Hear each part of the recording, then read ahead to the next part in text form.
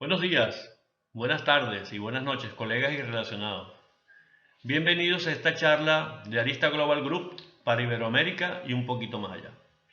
En esta oportunidad voy a hablar de la recuperabilidad de los activos por impuestos diferidos desde mi casa, motivado a la cuarentena que se ha producido a nivel mundial por el coronavirus COVID-19, que nos tiene realmente a todos muy preocupados.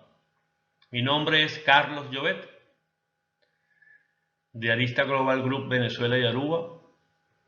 Reciban por favor un afectuoso saludo desde One Happy Island, la isla de Aruba,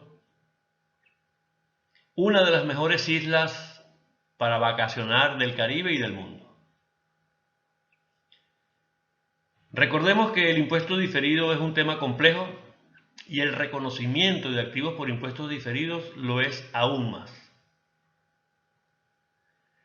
Hay ciertas características que vamos a mencionar en esta charla un poco más adelante que lo hacen realmente un tema complejo. Una vez más, bienvenidos a la charla de recuperabilidad de los activos por impuestos diferidos.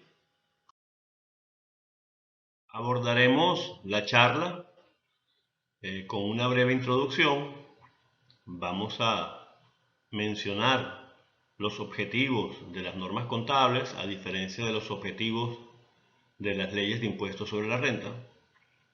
Unos pero muy breves conceptos para entender la necesidad de ganancias fiscales futuras para reconocimiento de impuestos diferidos, adicional de algunos conceptos básicos requeridos para entender este tan complejo tema. Vamos a ver un ejemplo de cómo se genera un impuesto diferido activo y cómo se realiza. Y vamos a tocar entonces los impactos del coronavirus a todos los impuestos diferidos que se recogen en los estados financieros. El COVID-19 afecta a la región por lo menos a través de 5 canales externos de transmisión. En primer lugar, una disminución importante de la actividad económica. En segundo lugar, una caída también importante de los precios de los productos. Adicionalmente, y en tercer lugar, la interrupción de las cadenas de suministro. Luego, una menor demanda de bienes y servicios. Y en último lugar, el empeoramiento de las condiciones financieras. Los impuestos diferidos son montos que surgen de las diferencias que hay entre cómo se reconocen ingresos, costos y gastos para efectos financieros, tomando en consideración las normas contables, y cómo se reconocen esos mismos ingresos, costos y gastos para efectos fiscales, considerando la ley de impuestos sobre la renta. Adicionalmente, todas aquellas ganancias o pérdidas no realizadas que reconocemos en los otros resultados integrales, que también se reconocen como parte del valor en libros de los activos y pasivos de la entidad, suponen que la ganancia o pérdida no realizada se va a realizar en el futuro y por lo tanto parte de esa ganancia o pérdida ha de ser compartida con la autoridad fiscal, de manera que también esas ganancias y o pérdidas no realizadas que reconocemos en los otros resultados integrales forman parte de los elementos que generan impuestos diferidos. La charla se da en el contexto de una empresa que garantiza operaciones en el futuro. De hecho, la recuperabilidad de activos por impuestos diferidos requiere necesariamente que la compañía genere ganancias fiscales hacia el futuro, de tal manera que no podría ser posible una charla sobre este tema para una empresa que no garantice operaciones en el futuro, que no garantice ganancias en el futuro.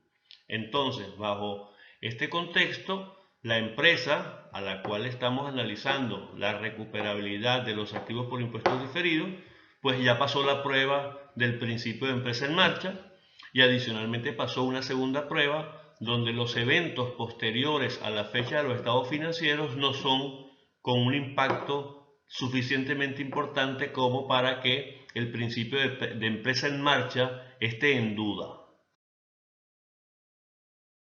Los objetivos de las normas contables no son iguales a los objetivos de las leyes de impuestos sobre la renta. Comencemos por este último. El objetivo de la ley de impuestos sobre la renta es recaudar tributos, de tal manera que, teniendo como objetivo recaudar tributos, no necesariamente los objetivos contables son similares. Ellos necesitan recaudar tributos, sus normas, sus reglas están asociadas a esa recaudación.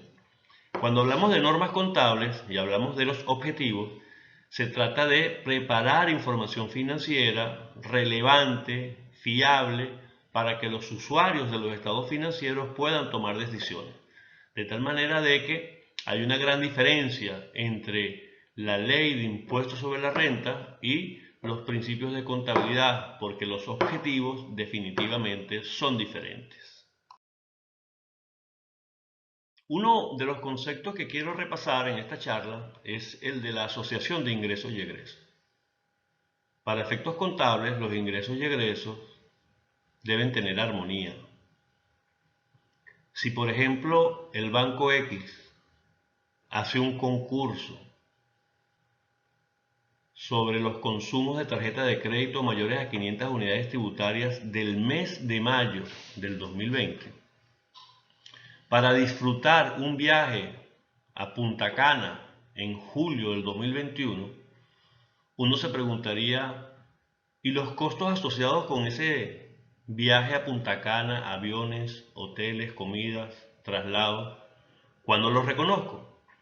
Para efectos financieros, no tenemos ningún problema en resolver la duda. Si los ingresos se van a producir en el mes de mayo, los costos también han de reconocerse en el mes de mayo, independientemente que el pasivo que se genera en mayo se vaya a cancelar en el futuro. Para efectos fiscales puede ser totalmente diferente. Muchas leyes de impuestos sobre la renta toman en consideración los ingresos de caja a las entidades como ingresos gravables y en muchas oportunidades solo consideran gastos en el caso de que se produzcan los pagos, de tal manera de que es importante que tengamos en cuenta que hay diferencias para efectos financieros y para efectos fiscales en el tema de asociación de ingresos y egresos. Otro de los conceptos que quería repasar en esta charla es el asociado a los beneficios que generan los activos. Ya sabemos que una de las características que deben tener los activos para poder ser reconocidos como activos en el estado de situación financiera de la entidad es que generen beneficios en el futuro. Y muchas veces nos preguntamos, pero bueno, ¿por qué este activo lo reconozco como activo si no va a generar un ingreso en el futuro? Y resulta que cuando hablamos de beneficios que generan los activos, no nos estamos refiriendo única y exclusivamente a ingresos.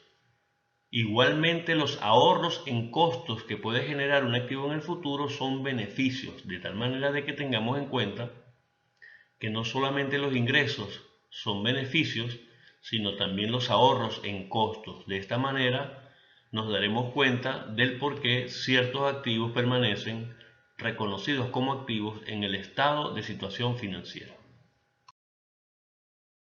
La contabilidad de acumulación o devengo es lo que nos permite el registro de las transacciones cuando ellas ocurren, independientemente de si los cobros o pagos se van a realizar en periodos diferentes. Bajo las normas contables, las transacciones se reconocen cuando ellas ocurren, cuando ellas se causan. No necesariamente el movimiento del flujo de efectivo, ya sea cobro, ya sea pago, es un elemento relevante para hacer un registro contable asociado con la transacción. Bueno, entrando en materia, dos láminas donde se establece requisitos para el reconocimiento de activos por impuestos diferidos. La primera, de la que haremos unos ejemplos, dos láminas más hacia adelante. Se reconocerá un activo por impuestos diferidos por causa de todas las diferencias temporarias deducibles en la medida que resulte probable que la entidad disponga de ganancias fiscales futuras contra las que cargar estas diferencias temporarias deducibles.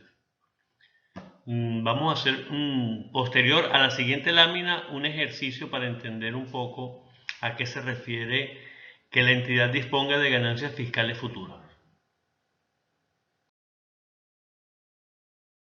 Y el concepto que surge de esta lámina, donde se establece que será probable que se disponga de ganancias fiscales contra las que cargar las deducciones por diferencias temporarias, siempre que existan diferencias temporarias imponibles suficientes relacionadas con la misma autoridad fiscal y referidas a la misma entidad cuya reversión se produzca en el mismo periodo.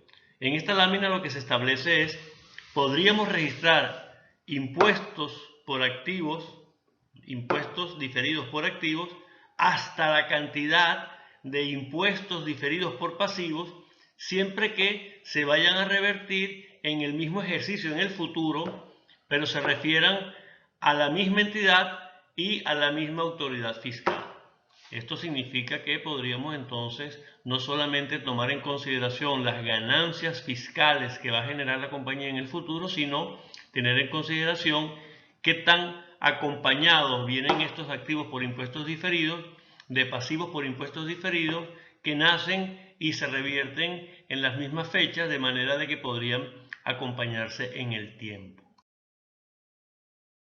Este es un ejemplo muy sencillo de un ejercicio donde se reconoce por primera vez un impuesto diferido activo.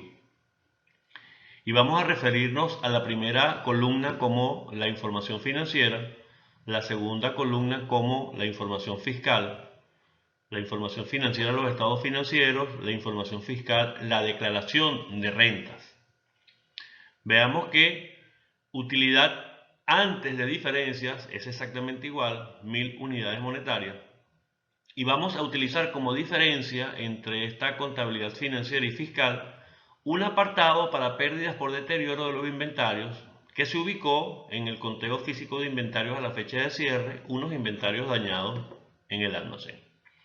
Financieramente vamos a tomar la pérdida, este ejercicio, porque la pérdida ocurrió, ya se causó, y no la podemos reconocer para efectos fiscales, porque para efectos fiscales hay ciertos requisitos que se deben cumplir.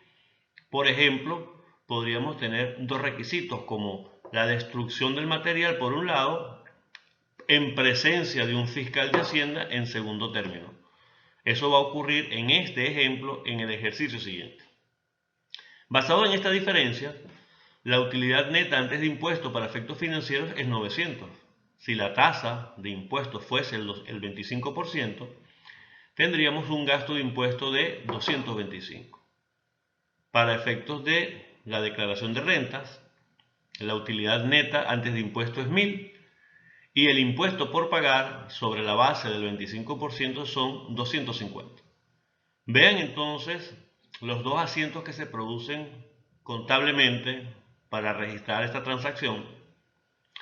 El primero, el gasto de impuesto corriente de 250 contra impuesto por pagar que proviene de la declaración de renta. Y el segundo, el reconocimiento de un impuesto diferido activo por la diferencia que hay entre 250 columna fiscal, 225 columna financiera, contra un gasto de impuesto, en este caso diferido.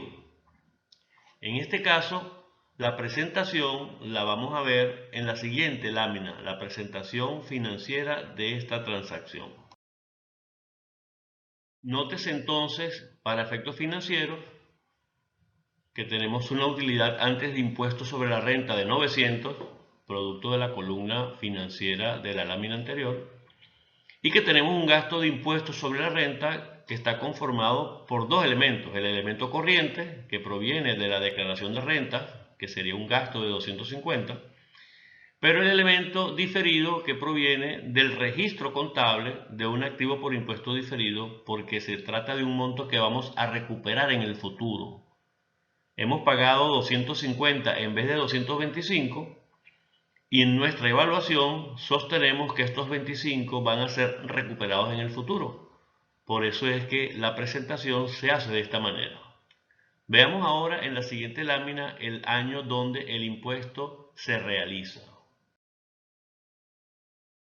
En este ejercicio, el apartado para pérdidas por deterioro lo podemos finalmente reconocer para efectos fiscales. Se cumplen las condiciones que nos pide la ley. En este caso, tenemos una utilidad neta antes de diferencias de 1.200 unidades monetarias y para efectos de posteriores al apartado para pérdidas por deterioro que finalmente podemos reconocer para efectos fiscales, ahora tenemos una utilidad neta antes de impuestos de 1.200 para la columna financiera o la contabilidad y 1.100 para la columna fiscal o lo que es la declaración de renta.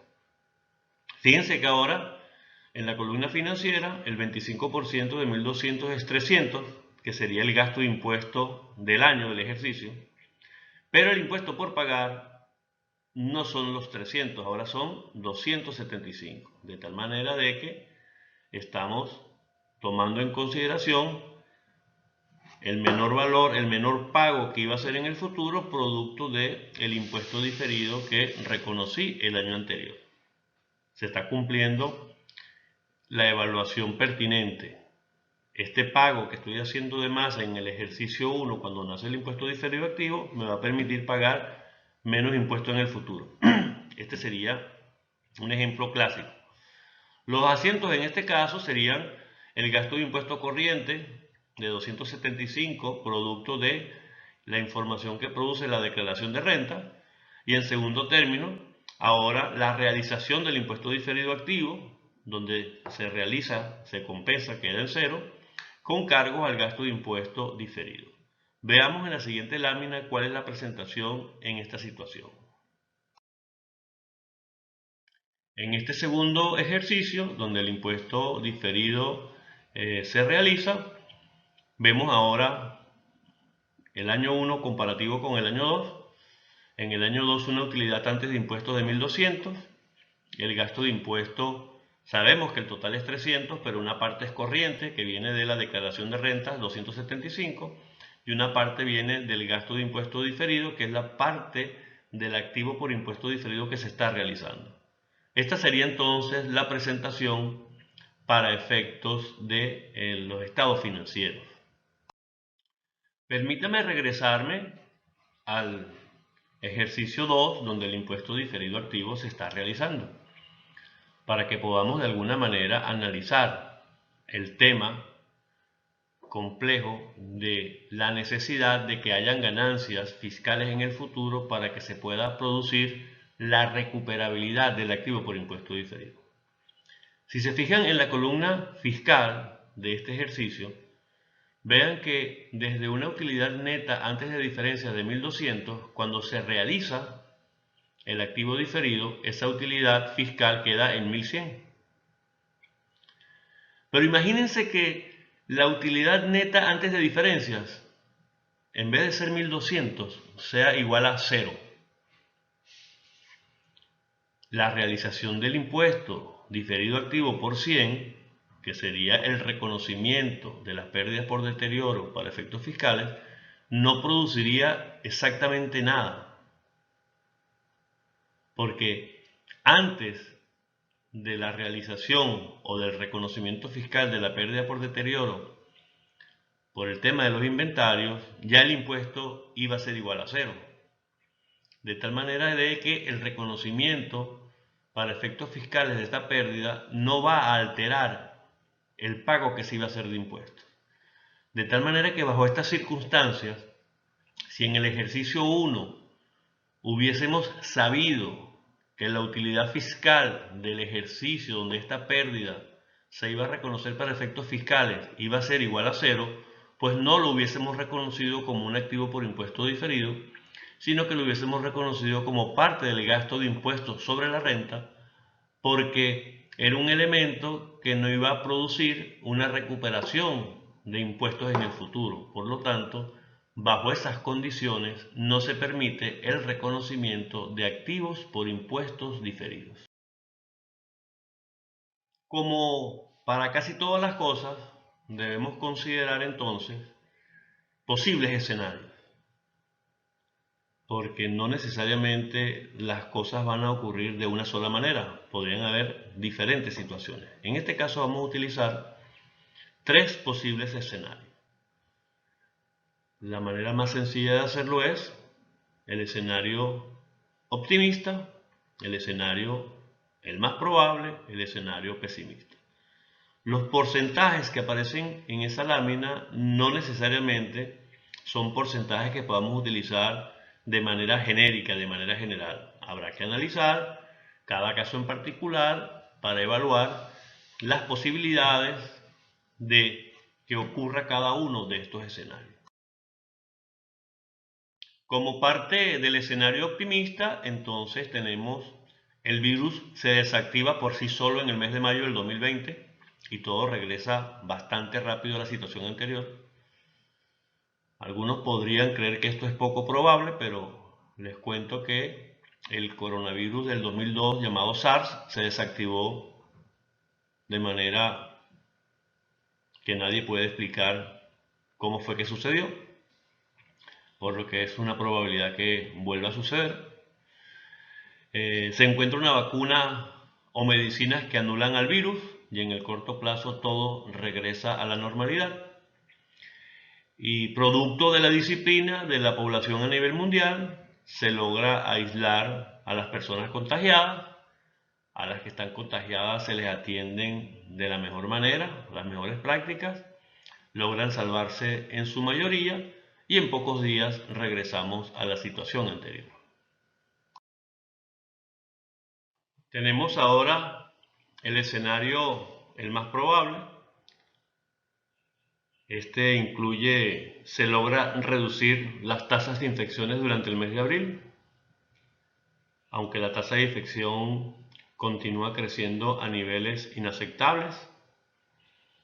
Las regulaciones de distanciamiento social continúan hasta agosto de 2020. Los países mantienen las restricciones de entrada y salida desde y hacia el extranjero. El desempleo alcanza un 30-35% de la fuerza laboral y otro 30-35% queda subempleado. La gente regresa lentamente al trabajo, la mayoría lo hace hacia julio-agosto del 2020. La fuerza laboral tiene un ingreso sustancialmente menor. La demanda importante solo proviene de una pequeña parte de la población que tiene recursos para ello. Y el distanciamiento social y las políticas relacionadas implementadas son razonablemente exitosas y la tasa de infección empieza a disminuir. Finalmente, el escenario pesimista. Se logra reducir la tasa de infecciones durante abril y mayo, pero continúa creciendo a niveles inaceptablemente altos. Las regulaciones de distanciamiento social continúan durante los meses de junio, julio y probablemente hasta agosto, pero la población comienza a indisciplinarse. Todos los gobiernos mantienen las restricciones de entrada desde el extranjero. El desempleo alcanza el 40% y el subempleo otro 40%. La gente regresa lentamente al trabajo y algunos no vuelven a ingresar en la fuerza laboral, sino hasta noviembre-diciembre. En una economía sustancialmente más pequeña, la fuerza laboral tiene un ingreso sustancialmente menor y la demanda solo la produce un pequeño grupo de personas que tienen recursos para ello. El reconocimiento de impactos en los estados financieros no van a ser similares si estamos en presencia de un escenario optimista en presencia a un escenario pesimista. El hacer un cuadro de este tipo nos va a permitir reconocer de la manera más precisa posible el respectivo impacto del coronavirus en nuestro estado financiero. Es importante que hagamos entonces un cuadro de este tipo de manera de poder hacer cálculos lo más precisos posibles. Vamos a analizar entonces punto por punto lo que teníamos descritos como impactos a los estados financieros en la lámina anterior. Tenemos en primer lugar disponibilidad de efectivo. Es posible que producto de esta situación ya la disponibilidad inmediata que teníamos del efectivo en nuestras cuentas bancarias no sea tan inmediata. Si ese fuese el caso, tendremos que ubicar las fechas en el futuro donde ese efectivo va a estar disponible para hacer un cálculo del valor presente de ese efectivo. La tasa de descuento a utilizar es un elemento importante. Recordemos que se trata de efectivo y se trata de un elemento de corto plazo, por lo que la tasa de descuento debería estar asociada a esa situación. Esa pérdida que se va a producir por el valor presente del efectivo que dispondremos en el futuro no necesariamente va a ser una pérdida que se va a poder reconocer para efectos fiscales, de tal manera de que este podría ser un elemento a considerar como un impacto en los impuestos diferidos activos de la entidad y lo que sería la recuperabilidad de este elemento en el futuro.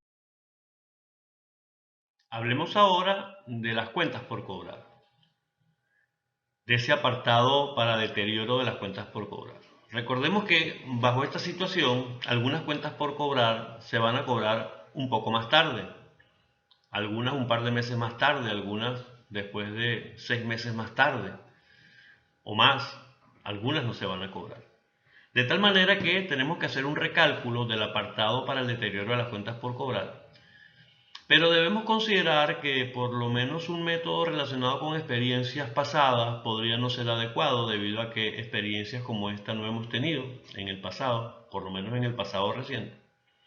Por lo que deberíamos utilizar un método relacionado con el valor presente de los montos que esperamos percibir en el futuro. También se va a requerir un cálculo de tasa de descuento, también bajo las condiciones anteriores, corto plazo, cuentas por cobrar. Y esta pérdida adicional que vamos a reconocer es una clásica diferencia entre cómo se reconocen transacciones para efectos financieros y para efectos fiscales. Por lo tanto, este impacto en el deterioro de las cuentas por cobrar va a ser una diferencia entre cómo se contabilizan para efectos financieros y fiscales estas transacciones, por lo que va a haber un impacto en el impuesto diferido activo en la entidad.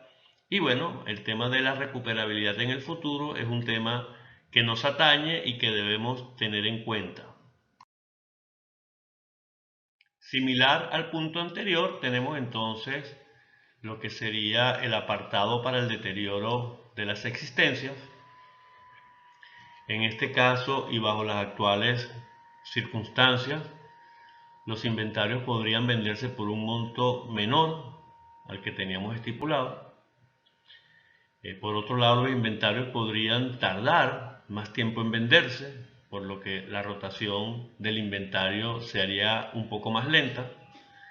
Y bueno, bajo estas circunstancias es esperable que algunos inventarios se vayan a dañar o se vayan a vencer. De tal manera de que necesitamos hacer un recálculo del apartado para el deterioro de las existencias. Adicionalmente, debemos hacer un recálculo del valor neto de realización de las existencias y debemos compararlo con su valor en libros para determinar si hay o no un deterioro por esa vía.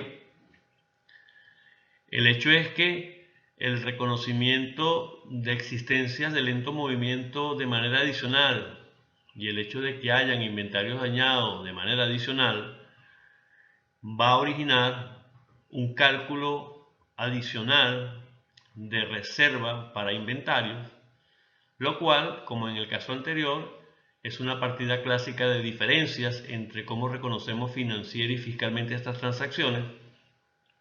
Esto va a originar un adicional impuesto diferido activo, lo cual, como en el caso anterior, nos atañe y debemos hacer las respectivas verificaciones de recuperabilidad en el futuro. Esto es básicamente la parte más importante cuando hacemos reconocimientos de activos por impuestos diferidos, sobre todo bajo circunstancias como la que estamos viviendo.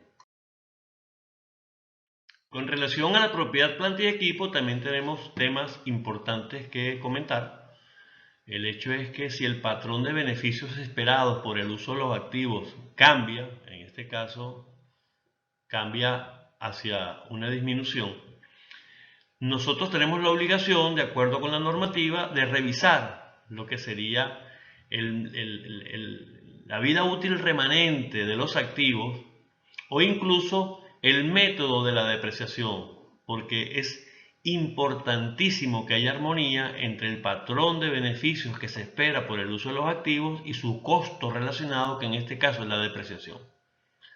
Esto nos va a obligar entonces a hacer evaluaciones acerca de si necesitamos o no alargar la vida útil de los activos o si vamos a hacer cambios en su método de depreciación. Todos estos cambios son de manera prospectiva, de manera de que no se requiere la reestructuración de estados financieros.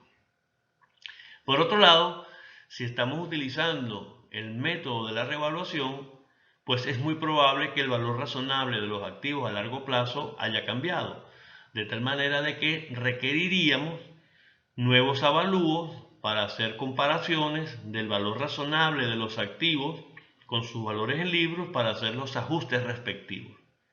Esto de alguna manera va a requerir trabajos en detalle, no es algo que se pueda hacer de un día para otro, por lo que se requiere mucha planificación con relación a este punto. Sería importante ir conformando las unidades generadoras de efectivo, de lo cual vamos a hablar en la siguiente lámina. Es obvio, parece obvio, que este tema del coronavirus COVID-19 pues ha traído de alguna manera indicios de deterioro a las entidades. En este caso hablamos de indicios de deterioro internos, así como indicios de deterioro externos, lo que nos lleva a hacer pruebas obligatorias de deterioro para aquellas unidades generadoras de efectivo en cuya estructura se encuentran elementos de plusvalía, y nos obliga opcionalmente a hacer pruebas de deterioro para aquellas unidades generadoras de efectivo que, no teniendo plusvalía como parte de su estructura, sí presentan elementos de deterioro en esa evaluación que hemos establecido de qué indicios de deterioro internos y externos se han presentado producto de la situación. Esto nos va a llevar evidentemente a conformar las unidades generadoras de efectivo. Y conformar las unidades generadoras de efectivo no es nada fácil.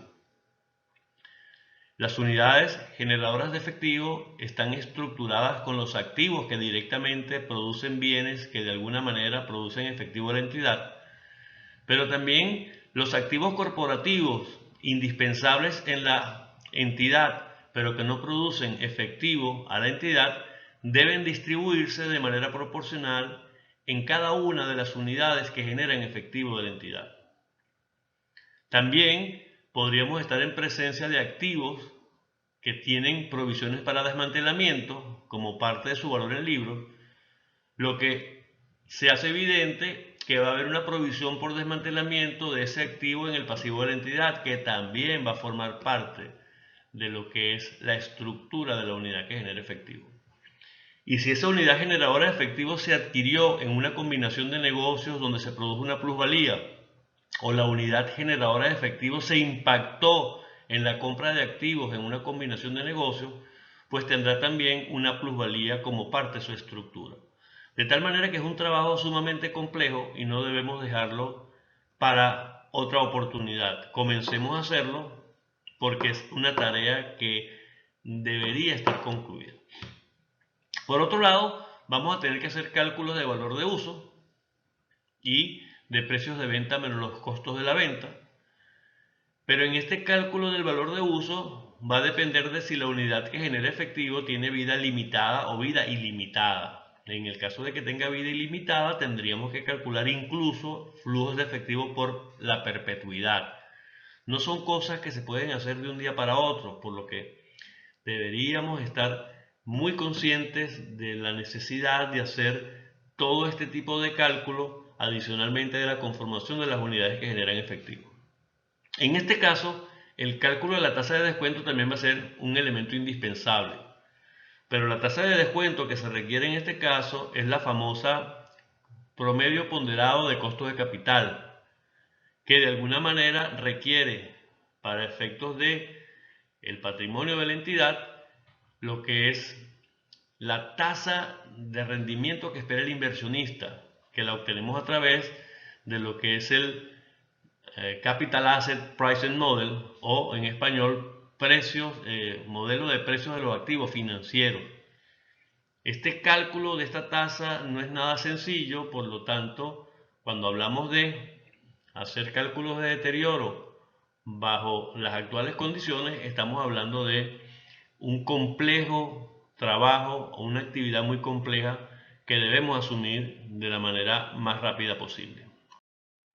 Otro de los puntos importantes y de los impactos que se esperan por el nuevo coronavirus COVID-19 es el tema de la nómina. Las entidades están evaluando la posibilidad de reducir sus costos de nómina. Eso va a afectar pasivos por beneficios definidos, pasivos por aportaciones definidas. En muchos países hay una norma laboral que establece no work, no pay, en español, sin trabajo no hay pago, lo que va a llevar a que muchas personas que no son indispensables en la prestación de servicios o en la venta de bienes, pues van a verse impactados por la reducción de esta nómina. Esto podría ser de manera parcial o de manera absoluta. Vamos a tener que evaluar todas las posibilidades legales y espero que transparentes de reducir costos de nómina. Esto nos va a llevar, para efectos de los pasivos por beneficios definidos, a obtener nuevos cálculos actuariales, y estas diferencias o estos ajustes podrían estar impactando a los impuestos diferidos dependiendo de cómo se reconocen en los diferentes países y para efectos legales, fiscales y para efectos contables este tipo de gasto. Es importante entonces que tengamos en cuenta el tema de la nómina como un posible impacto del coronavirus COVID-19 y su respectivo impacto en los impuestos diferidos de la entidad. Para finalizar los puntos de esta charla asociados con los impactos a las entidades y a los impuestos diferidos, tenemos el tema de los créditos fiscales. Recordemos que los créditos fiscales, para ser utilizados en el futuro, los más conocidos, pérdidas fiscales y lo que serían beneficios por adquisición de nuevas inversiones, son elementos que van a reducir en el primer caso la renta gravable futura y en el segundo caso el impuesto por pagar futuro, dependiendo de la legislación evidentemente. Como son elementos que van a reducir ya sea la renta gravable o el impuesto por pagar, pues son elementos de montos que se van a recuperar en el futuro ante la autoridad fiscal y montos que generan activos por impuestos diferidos. Bueno, en este caso, en el caso de los impactos a los estados financieros por el coronavirus COVID-19, existen una gran cantidad de créditos fiscales que han sido otorgados por el tema de la pandemia. Y son de tal magnitud que tenemos que separarlos por tipo de concepto. Porque podría ser que en un caso son periodos de gracia, en otro caso son vacaciones fiscales, en otro caso son transferencias de efectivo con múltiples propósitos, en otros casos son disminuciones de tasas de impuestos, en otros casos son disminución del impuesto por pagar, de tal manera que tenemos que evaluar, analizar el crédito fiscal otorgado a la entidad, y eso va a depender del país donde la entidad se encuentre, evidentemente, para ver de qué manera es o no un elemento que va a generar un impuesto diferido activo a la entidad. Es un tema complejo porque podríamos estar desincorporando activos por impuestos diferidos por el solo hecho de unas vacaciones fiscales de 2 años. Podríamos estar haciendo ajustes motivados a una modificación de la tasa de impuestos. Podríamos estar haciendo otros tipos de ajustes dependiendo del tipo de crédito fiscal otorgado y a cuáles de los conceptos se asocia. Es importante que tengamos en cuenta esto porque ahora les voy a mostrar en la siguiente lámina los conceptos o los créditos fiscales que han sido otorgados y en una lámina posterior en cuáles países esto ha ocurrido. Bueno, los conceptos que se han utilizado para estos créditos fiscales son apoyo al crédito, liquidez a las empresas, derechos de prestaciones mejorados, apoyo a los ingresos para las personas que más lo necesitan, apoyo a los ingresos a largo plazo para los trabajadores que pierden o reducen su trabajo, medida para mejorar el flujo de caja del negocio, medida para mejorar el flujo de caja de los hogares, medida para apoyar el sistema de salud, transferencias en efectivo más generosas, otras medidas no fiscales, otras medidas de política fiscal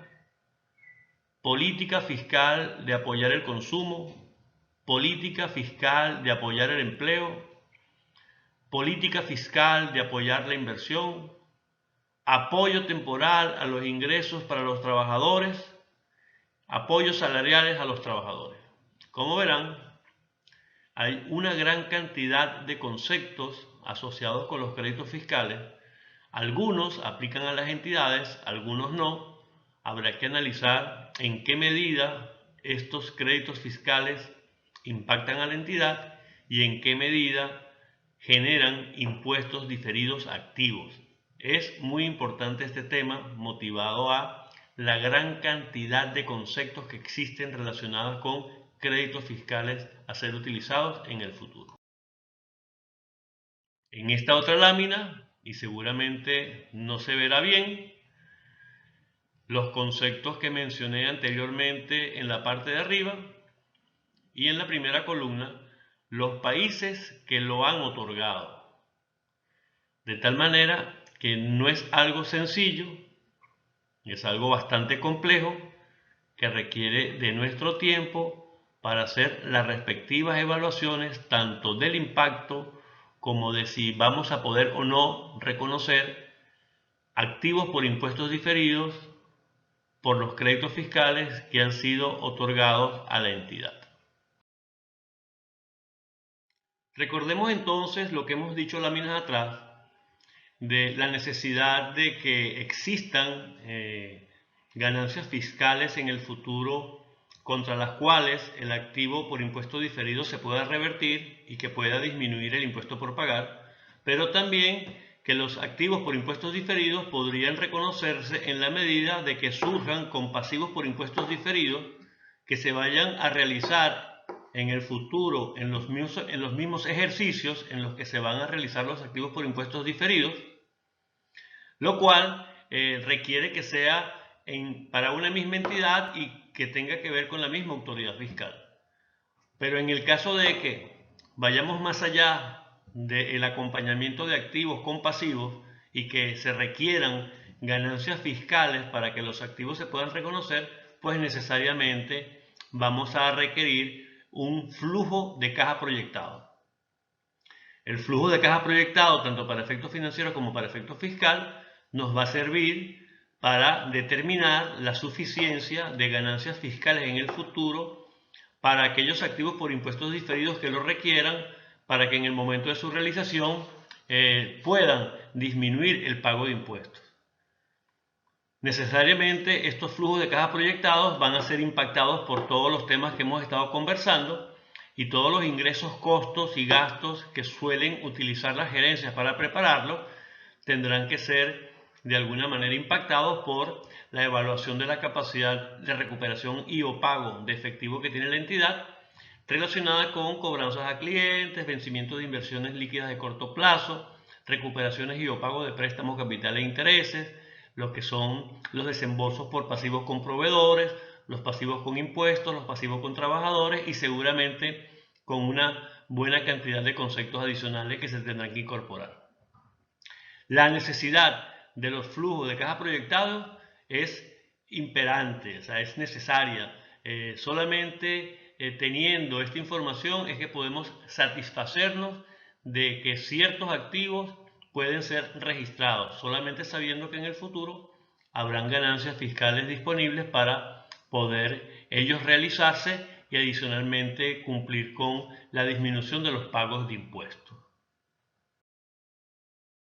Bueno, esto ha sido una charla, evidentemente es una charla lo más sencilla posible. No se trata de un curso, no se trata de ir más allá, de hacer ejercicios que pudiesen de alguna manera darnos mucho más información. Pero como charla creo que contiene los puntos que de alguna manera debemos tomar en cuenta con relación a lo que sería la recuperabilidad de los activos por impuestos diferidos en situaciones como las actuales. Yo la verdad que desde aquí, desde Arista Global Group, y en representación de Arista Venezuela y Aruba, para mí ha sido un placer haber compartido con ustedes, realmente esperando que se dé otra charla de este tipo para poder participar y poder disfrutar con ustedes de situaciones en las que podamos discutir, que podamos de alguna manera tener un feedback relacionado con diferentes posiciones, lo cual siempre nos permite, siempre nos permite aprender un poquito más. Muchísimas gracias por haber estado atendiendo esta charla y espero volverlos a ver próximamente.